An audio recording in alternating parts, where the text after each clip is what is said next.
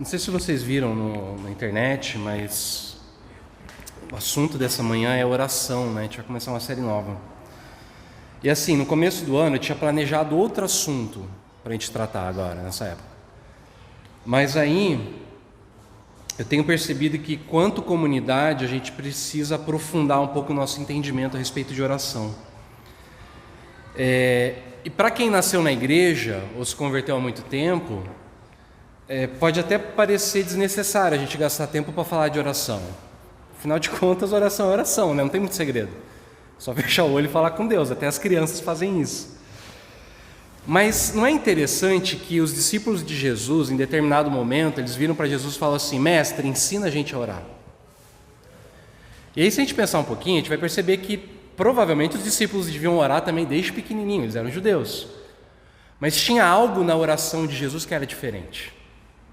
Tinha alguma coisa que ele fazia que chamava a atenção dos caras, e eles perceberam que eles não sabiam orar, na verdade, né? Eles precisavam aprender a orar. Então, alguns de nós, né, assim, não vieram de lares cristãos. Eu sei que, assim, a gente tem recebido gente de todas as origens aqui. Então, para alguns que talvez estão vindo aqui com a gente, está mais acostumado até com a meditação budista, né, zen budista. Talvez se lembre de uma prece ou de uma reza que aprendeu quando era criança. Talvez já levou um passe, foi benzido, alguma coisa assim, e não sabe orar, né? Mas teve essas experiências. Para outros de nós, e detalhe, né? Se você não teve esse conhecimento quando você era criança, só de pensar que o pastor de repente pode pedir para você fazer uma oração já dá um embrulho no estômago, né? Então, assim, agora para outros de nós, de repente já, sei lá, já foi orar no monte, já participou de vigília, já teve revelação, unção, sabe, fazer aquelas orações difíceis, né? Ó Deus Altíssimo, ó Deus de Abraão, Isaac e Jacó, né? E fala bonito e tal. Mas se a gente perguntar para quem vive com a gente, né? Se mesmo a gente fazendo as orações bonitas, se a nossa vida ela se torna diferente, talvez a gente vai descobrir que essa oração também não mudou tanto a gente assim, não, né? Por exemplo, a gente ora, né? Senhor, Tu és o meu Deus forte. Mas aí a pergunta que eu faço é: você consegue sentir a presença desse Deus forte na tua vida? Será que depois que você ora que Deus é o teu Deus forte, você fica mais corajoso, você fica mais confiante, você perde o medo que você tem das coisas? Porque se a gente não tem essa transformação, né, essa mudança dentro da gente, quer dizer que a oração não está fazendo efeito, o efeito que ela deveria fazer. Então, na verdade, todos nós precisamos aprender a orar. Nossa vida de oração, geralmente, ela é bem superficial e bem rasa, né? E a gente precisa aprofundar um pouquinho mais. Por isso, então, que a partir desse domingo a gente vai falar sobre oração. E aí o jeito que eu encontrei da gente estudar esse assunto foi que eu percebi que a oração na Bíblia muitas vezes ela é tratada a partir de metáforas. Então a gente vai falar sobre as metáforas da oração. E hoje eu quero conversar com vocês sobre a oração como sede. Vocês perceberam, mas as músicas que a gente cantou até agora falam de sede, falam de água, de Deus, sabe, matando essa sede nossa. Então eu quero ler, tá aí na liturgia de vocês, o Salmo 63, para a gente poder meditar nessa manhã. Até na Bíblia que eu peguei, o título desse salmo que os editores deram, foi Sede de Deus, né? Um salmo de Davi quando ele estava no deserto de Judá. Então vocês estão aí abertos? Vamos acompanhar? Diz assim: ó Deus, Tu és o meu Deus, eu Te busco ansiosamente, a minha alma tem sede de Ti, meu corpo Te almeja como terra árida, exausta e sem água. Assim quero ver-Te no santuário para contemplar a Tua força e a Tua glória, porque a Tua graça é melhor do que a vida, os meus lábios Te louvam. Assim eu Te bendirei enquanto viver, em Teu nome levanto as mãos. Como de saborosa comida, assim se farta a minha alma, e com júbilo nos lábios a minha boca Te louva no meu leito. Quando de Ti me recordo e em Ti medito durante as vigílias da noite, porque Tu tens sido meu auxílio, à sombra das Tuas asas eu canto de alegria. A minha alma pega-se a ti, a tua mão direita me ampara. Porém, os que procuram destruir a minha vida descerão às profundezas da terra. Serão entregues ao poder da espada e virão a ser pasto dos chacais. Mas o rei se alegrará em Deus. Quem por ele jura se gloriará, pois se tapará a boca dos que proferem mentiras. Essa é a palavra de Deus. Bom, para a gente entender bem o que motivou Davi a escrever essas palavras, a gente primeiro tem que entender o contexto no qual elas foram escritas. E aí o subtítulo diz para a gente que esse é um salmo de Davi quando ele estava no deserto de Judá. Mas essa indicação, ela já dá um norte para a gente, mas ela não é muito precisa. Por quê? Porque tem dois momentos da vida de Davi que ele vai para o deserto. O primeiro é quando ele está fugindo do rei Saul, que é o rei anterior a ele. Davi era um soldado do rei Saul. Mas Davi, ele estava num momento muito bom, que ele só ganhava as batalhas. Ele foi virando uma espécie de comandante general do exército. Só que ele foi ficando tão famoso, que Saul ficou com inveja dele. E aí diz que um espírito demoníaco, se apodera de Saul, e Saul começa a perseguir Davi e tenta matar Davi. Então Davi foge para o deserto. E ele vai para o deserto de Judá. Tem um segundo momento da vida dele, depois que ele já virou rei, Saul morre, Davi vira rei, e aí ele está vivendo um tempo de muita prosperidade, só que aí ele tem um problema na casa dele. É uma história muito pesada, assim, muito triste. Um dos filhos de Davi, que é o Aminon, que é o filho mais velho, primogênito, ele abusa da meia-irmã dele, que é Tamar, ele violenta ela, e aí ela fica, arrasada e tal, e ela vai para a casa do irmão dela de sangue, que é o Absalom. E o Absalom, ele não fala nada, diz que ele não fala nada, mas ele vai nutrindo um ódio. E aí o que ele faz? Ele mata o irmão dele, o Aminon, e depois ele começa a perseguir o pai dele, Davi, porque Davi não foi um pai suficientemente bom. Davi foi um pai que falhou muito, ele vê tudo isso acontecer, ele não faz nada. E aí o próprio filho dele então se levanta contra ele, e aí ele meio que cria uma revolta e tal, e Davi de novo tem que fugir para o deserto. Então a gente não sabe direito quando que foi feito esse salmo. Quando ele vai para o deserto de Judá mesmo, é na primeira vez. Mas o salmo fala que o salmista se refere a si mesmo como rei. E aí quando ele já é rei é na segunda vez. A gente não sabe, mas foi um desses momentos. O que esses dois episódios têm em comum é o seguinte: Davi foge para o deserto depois de um período de prosperidade nas duas vezes. Tanto quando ele é um soldado, ele está só ganhando as batalhas, e aí ele tem que fugir. No segundo momento também, ele já é um rei super forte, todos os inimigos dele foram vencidos, e ele também tem que fugir. Nas duas vezes também, quem se levanta contra ele são pessoas muito próximas dele. Saul era como se fosse um pai para ele. Depois é o próprio filho dele que se levanta contra ele. E nas duas vezes também, o grande lance na verdade é que estava tudo bem e de repente ele precisa ir para o deserto. E aí parece que Deus abandonou ele. Então deserto, eu já falei isso para vocês, na quaresma, a gente teve uma série inteira sobre deserto.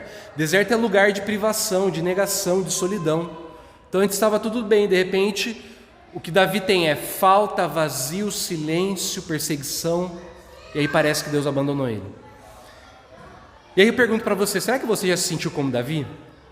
Será que você já se viu no deserto, na escassez, depois de um tempo de prosperidade? Estava tudo bem, de repente as coisas começaram a desandar? E você olha em volta e você fala assim, cara, cadê Deus? Será que você já se sentiu traído por uma pessoa muito próxima de você? Já se sentiu perseguido por alguém que você confiava?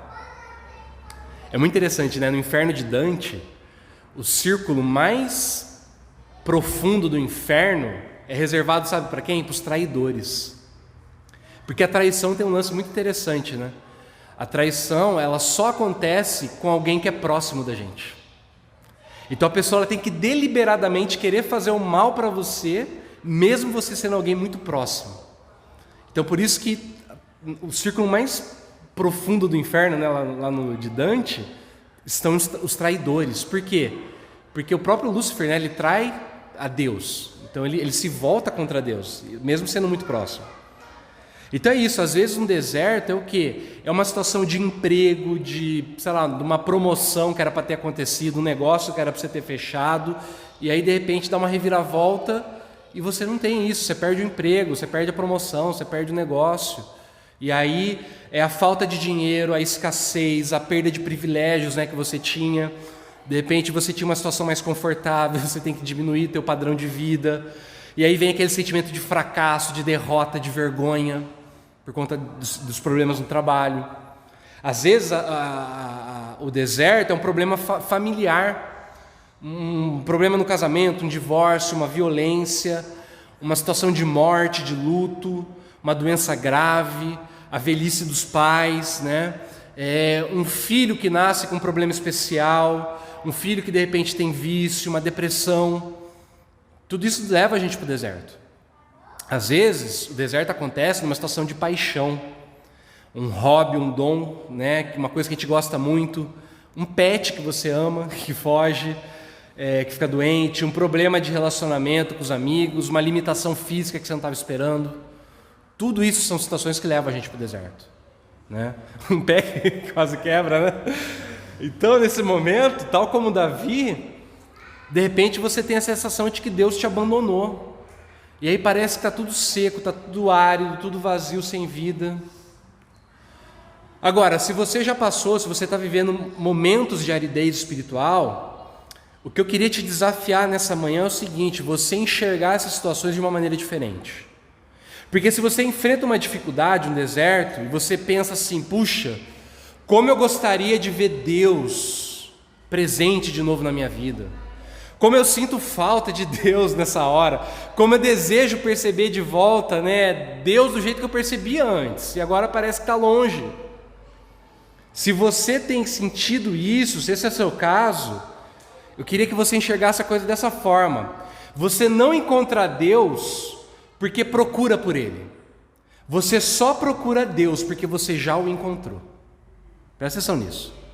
Você não encontra Deus porque você está procurando Ele. Você só é capaz de procurar Deus quando você já encontrou Deus. Você só tem sede de Deus se você já conhece a fonte de água. Porque as pessoas elas têm uma sede espiritual genérica, vasta, confusa. Na verdade, essa sede leva a gente a escapar do verdadeiro Deus. Como a gente meditou aqui, né, durante o culto, a gente cria um monte de falso Deus para tentar matar essa sede nossa. Então, os substitutos mais comuns de Deus são dinheiro, sexo e poder. São os três grandes falsos deuses. E a gente vive, né, colocando essas coisas no lugar de Deus. Então, isso significa que as pessoas elas são religiosas de uma maneira geral. Todo mundo busca alguma coisa. Todo mundo depende de alguma coisa. A gente quer a espiritualidade de uma maneira genérica. Mas, na verdade, a gente foge do verdadeiro Deus. É o que Paulo fala quando ele está lá em Atenas, né? Ele vai fazer um discurso lá na praça pública, né? Que era o lugar dos debates políticos. Ele fala assim, cidadãos atenienses, eu vejo que vocês são muito religiosos. Eu estou observando aqui o objeto de culto de vocês e eu vejo que vocês confiam em muitos deuses. Mas eu achei um altar, que era um altar que não tinha nenhuma imagem, né? Que estava assim, ao Deus desconhecido. Ele fala, é sobre esse Deus que eu quero falar com vocês. Porque Ele é aquele que criou tudo. Ele começa a falar do Deus Criador. O problema do ser humano é que, por causa do pecado, a gente tenta saciar a nossa sede de uma maneira tola, confiando nessas coisas. É a música que a gente cantou do Djavan no começo do culto.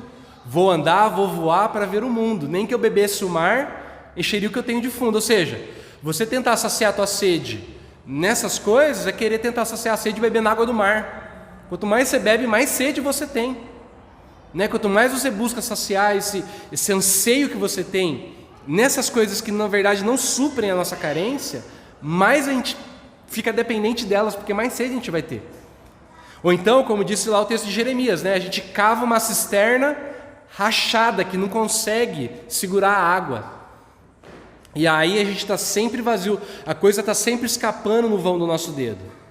Portanto, você só é capaz de buscar Deus se você foi encontrado por Deus. É o que Davi fala no Salmo 63, olha o que ele diz. Ó Deus, Tu és o meu Deus, eu te busco ansiosamente. Dizer que alguém é meu denota uma relação muito íntima. Você só fala que alguém é teu, se é o teu filho, teu marido, tua esposa, teu pai, tua mãe, teu irmão. Ou seja, é uma relação muito íntima, né? Na Bíblia, esse meu Deus tem a ver com uma relação de aliança. É o Deus de Abraão. Então Deus faz uma aliança com Abraão. Olha, eu vou ser o teu Deus, e através de você eu vou fazer um grande povo. É o Deus de Isaac, o Deus de Jacó. Ele estabelece alianças com o povo dele, que é esse relacionamento íntimo. E aí a gente vê a causa e o efeito, né? Tu és o meu Deus. Causa, o efeito, eu te busco ansiosamente. Ou seja, eu busco Deus, né? Só busco Deus porque Ele já é o meu Deus. Então a razão que leva Davi a buscar Deus é porque ele já o conhecia. Você só sente falta de Deus porque você já pertence a Ele. Você só deseja a Deus porque você sente falta dEle. Então na Quaresma, lembra? Eu preguei um sermão sobre deserto e desejo. E aí a gente viu que o desejo só nasce de uma falta, né? O desejo só nasce quando a gente começa a perceber que está faltando alguma coisa. Lá na mãe, né? Com o bebê. Quando o bebê quer o leite da mãe e a mãe de repente não consegue dar na hora o leite porque está lavando o cabelo, né? Que a mãe nunca consegue lavar o cabelo, o bebê fica chorando. Pronto, ali nasce uma falta. Ali começa a nascer o desejo, né? Então, você quer ser preenchido quando você sente esse vazio. O desejo nasce da falta. E aí, como é que você sabe então que você conhece o Deus verdadeiro? É porque você sente falta dele. Então, olha que legal isso. Na verdade, quando a gente sente falta de Deus, a gente olha assim em volta e fala assim, cara, cadê Deus? Você só consegue dizer, cadê Deus? Porque você já conhece Deus. Você já é conhecido dele. Ele já te alcançou de alguma forma. Então, a ausência dele é sinal da presença dele. Entendeu? A ausência dele quer dizer que ele está presente na tua vida. Por isso que você sente falta. Senão você ia sentir falta de qualquer outra coisa, menos dele. Então isso pra gente é um testemunho de que ele está junto, né? Quando você consegue compreender isso, você começa a perceber que na verdade os períodos de aridez, eles são normais na nossa jornada espiritual. E é isso, por isso então que a oração parece com uma sede, porque a gente busca Deus porque a gente sente falta dele. A maioria dos mestres da espiritualidade, eles ensinam a gente que isso é a coisa mais normal que tem, na verdade. Então, por exemplo, Madame Guyon foi uma mística católica francesa do final do século XVII. Ela tem um livrinho que chama Encontrando Deus através da oração, se eu não me engano. E aí ela fala assim, ó, eu vou ler um trecho aqui da Madame Guyon, tá? Então ela diz assim: querido leitor, ela está explicando, cara, ela é didática assim, sabe? Ela fala assim, ó, querido leitor, você precisa compreender que Deus tem somente um desejo. Certamente você poderá compreender que haja períodos de sequidão.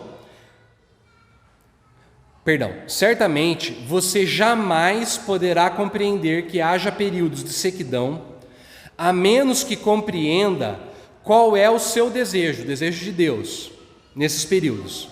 Seu desejo é dar-se a si mesmo a alma que realmente o louva e a alma que sinceramente o busca. E contudo, é verdade que este Deus que deseja dar-se a você, frequentemente se esconderá de você, exatamente você que o busca. Mas por que Deus faria isso? Prezado Santo de Deus, você precisa aprender os caminhos do Senhor. O seu Deus é alguém que frequentemente se esconde e o faz com um propósito. Qual? Seu propósito é despertar você de sua inércia espiritual. Seu propósito em afastar-se de você é provocá-lo para que o busque. O Senhor Jesus está procurando por toda parte aquele cristão que permanecerá fiel e amoroso, mesmo quando ele se retirar. Se o Senhor achar uma alma assim fiel, recompensa-a quando retorna. Derrama sobre esse fiel abundante bondade e ternos cuidados de amor. Eis aqui algo que você deve entender. Você terá tempos de aridez espiritual. é parte do caminho do Senhor. Então Deus se esconde de você para quê? Para que você possa buscá-lo. O C.S. Lewis fala a mesma coisa nesse livro aqui, ó. Cartas de um Diabo a Seu Aprendiz.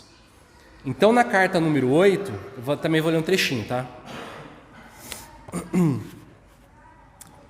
Esse livro é muito legal, porque é um diabo velho orientando o diabinho novo, que é o sobrinho dele, como tentar um cristão. Então, é tudo invertido, tá? É tudo pela lógica do inferno. Mas olha que interessante que ele escreve. Então, o diabo fala assim para o diabinho: meu querido verme lindo, é o nome do diabinho, tá? O verme lindo. Então quer dizer que você nutre grandes esperanças de que a fase religiosa do seu paciente esteja definhando, não é? Eu sempre achei que a academia de treinamento havia chegado ao fundo do poço desde que empossaram o velho Remeleca como diretor. Mas agora tenho certeza. Será que ninguém nunca lhe contou sobre a lei da ondulação? Aí eu vou explicar, tá? O que é a lei da ondulação? Ele fala assim: os seres humanos são anfíbios. Nós somos metade espirituais, metade carnais. A gente tem uma alma, um espírito que é ligado às coisas espirituais, e a gente tem um corpo que está preso às coisas terrenas.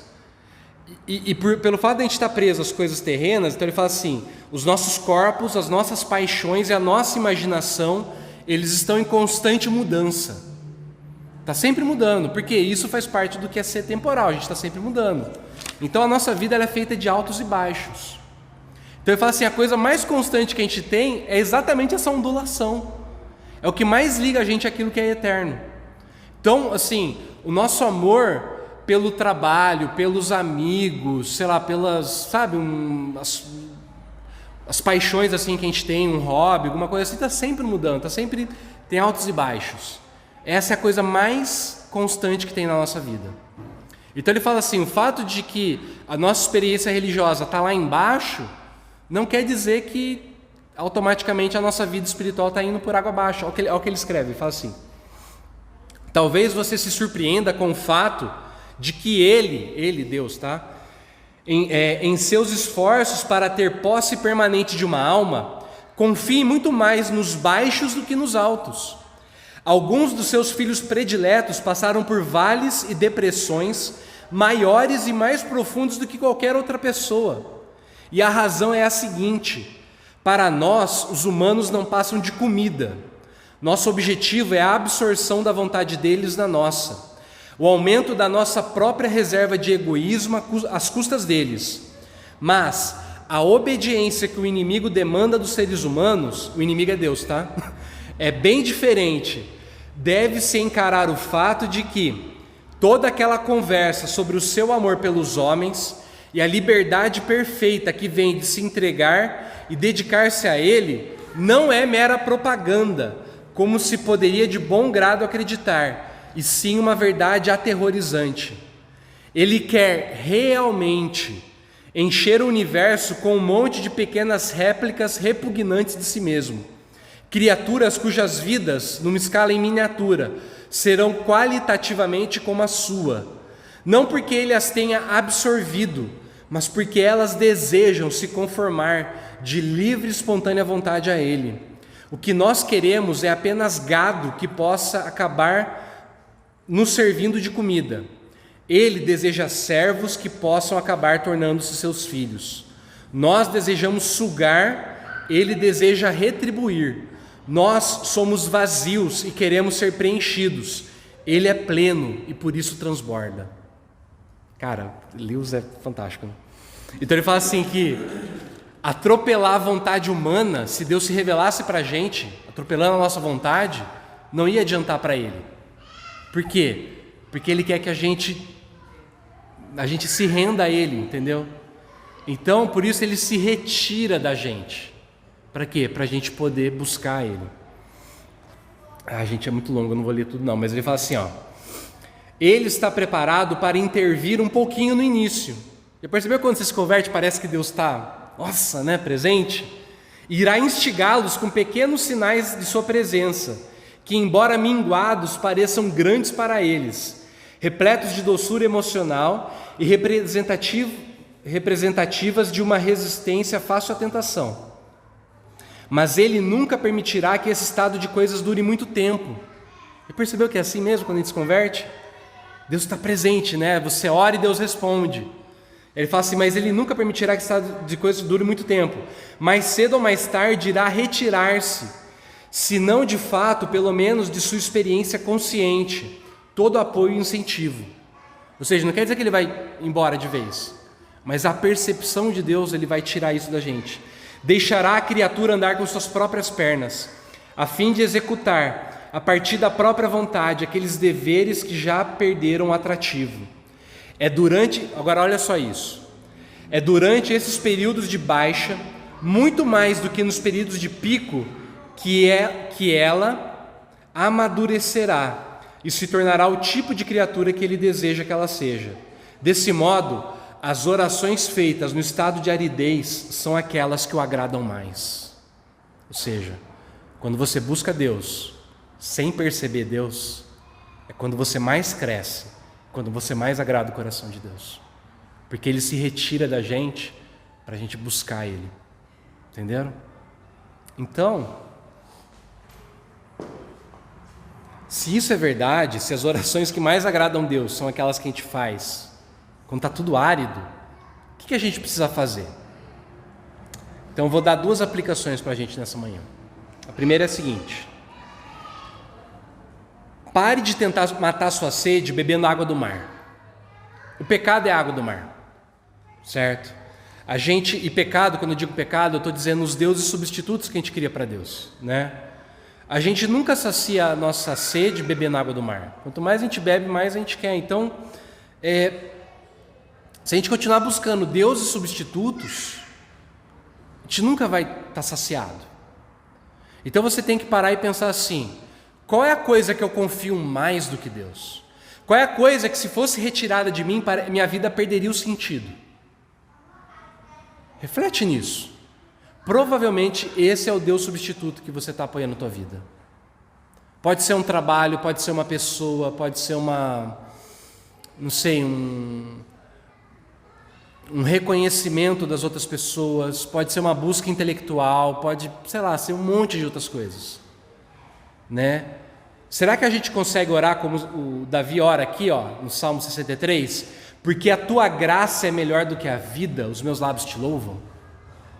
Ou seja, o que Davi está dizendo é o seguinte: eu não preciso de mais nada, entendeu? Eu já encontrei Deus, então qualquer outra coisa, né, a graça dele é maior do que a vida. Então é isso. Então, se a gente encontrar essa saciedade em Deus, a gente não vai precisar de mais nada. Então, primeiro, não beba a água do mar, tá bom? Segundo lugar, vá regularmente até a fonte de água viva. Os cientistas não falam que você tem que beber água não sei quantas vezes por dia? Tem até aplicativo, né, que lembra a gente de beber água. Eu fui na casa da Larissa, do Daniel, eu tava lá, tinha um celularzinho, eu vi uma mensagem lá: beber água. Então assim, por que a gente não faz isso no nosso dia a dia? Pega o aplicativo lá que vai lembrar você de beber água e aí aproveita que você está bebendo água e faz uma oração, faz uma prece. Tem a mística ortodoxa, da Igreja Ortodoxa Russa, eles fazem a oração, eles falam a oração do coração, a oração de Jesus, que é: Senhor Jesus, tenha piedade de mim. E eles falam, a pessoa repete isso várias vezes ao longo do dia. Faz isso, já que você vai beber água, põe lá no aplicativo para beber água, bebe água e faz essa oração, por exemplo: Senhor Jesus, tenha piedade de mim. É simples, você está se conectando com Deus, você está indo até a fonte, de tempo em tempo. Então, olha o que Davi ora, Salmo 63, versos 5 a 8: como de saborosa comida, assim que se farta a minha alma, e com júbilo nos lábios, a minha boca te louva no meu leito. No meu leito, quando de ti me recordo, e em ti medito durante as vigílias da noite. Porque tu tens sido o meu auxílio, à sombra das tuas asas eu canto de alegria. A minha alma se apega a ti, a tua mão direita me ampara. Ou seja, lembra que Davi estava no deserto fugindo? O que ele faz? Ele se recorda de Deus. como Deus tinha auxiliado ele, como Deus tinha salvado ele. E aí, à medida que ele medita nisso, até de madrugada, né, ele começa a pensar, ele começa a recordar, e isso vai gerando nele o sentimento de presença de Deus, de saciedade. Assim se farta a minha alma, como se ele estivesse comendo uma comida saborosa. E aí, em resposta, o que ele faz? Ele louva a Deus. Então a minha sugestão é o seguinte: medite constantemente nos atributos de Deus. Escolhe um atributo e medita. Então, por exemplo, você pode querer orar, que nem diz lá no Salmo 27, né? Senhor, o Senhor é a minha fortaleza, o Senhor é a fortaleza da minha vida, a quem temerei? Ora isso, o Senhor é a fortaleza da minha vida, a quem temerei? Faz isso constantemente, diariamente, de tempos em tempos. E aí você ora em cima desse atributo. Então, por exemplo, você pode orar assim: Senhor, eu quero agradecer porque você é a fortaleza da minha vida. Senhor, me perdoa porque eu não confio que o Senhor é a fortaleza da minha vida. Me perdoa porque eu estou com medo dessa situação. Me perdoa porque eu estou com medo dessa pessoa. Senhor, me ajuda a confiar em Ti, me ajuda a sentir a Tua presença. E aí medita nisso. Então, por exemplo, você pode pensar assim: em que momentos que Deus me protegeu, que eu senti Deus como fortaleza? Por que será que eu estou com tanto medo dessa situação? Por que será que eu estou com tanto medo dessa pessoa? O que essa pessoa pode fazer contra mim, se Deus é por mim? O meu palpite é que, quanto mais a gente meditar nos atributos de Deus, mais a gente vai sentir a presença dEle. A gente pode estar no período de aridez, mas quanto mais você se alimentar, quanto mais você meditar nisso, você saciar a tua sede nisso, mais você vai, sendo farto, e você vai começar a perceber a presença dEle. Por último, e aí eu queria chamar o Lucão aqui.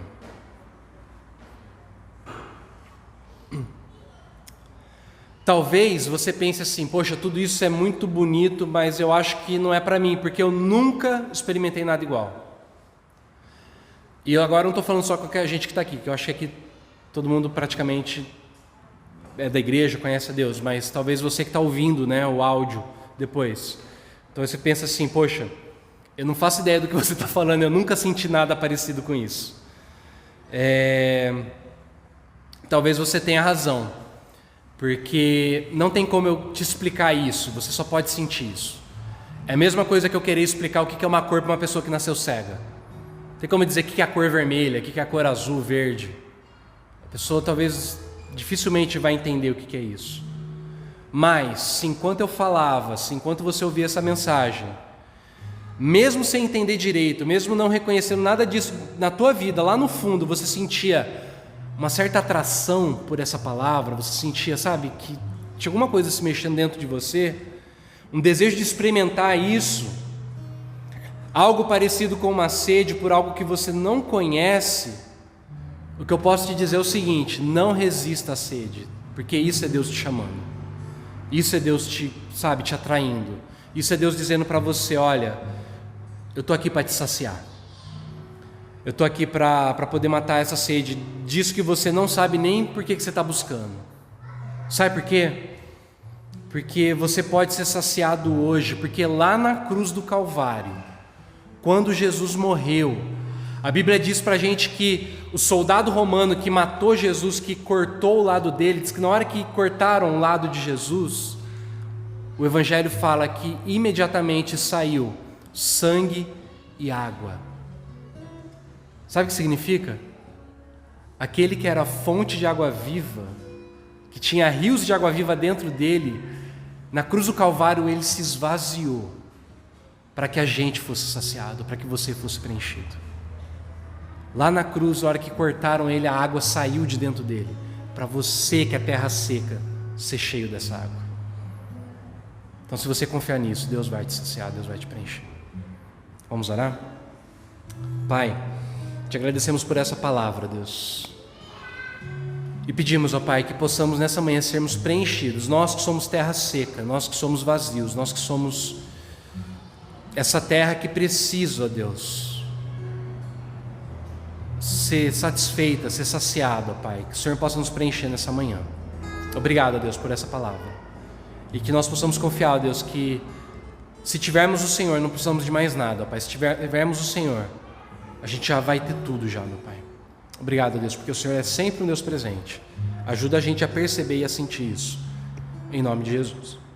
Amém.